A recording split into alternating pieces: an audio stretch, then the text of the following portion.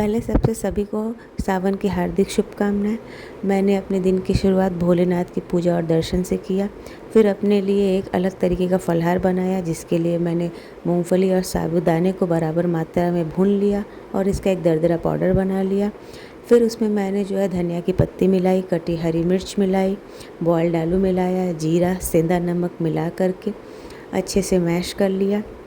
इसको मैश करने के बाद से मैंने इसको ट्रायंगल शेप में कट किया। आप अपने अकॉर्डिंग किसी भी शेप में कट कर सकते हैं। फिर इसको फ्राई करने के लिए मैंने देसी घी का इस्तेमाल किया और डीप फ्राई किया।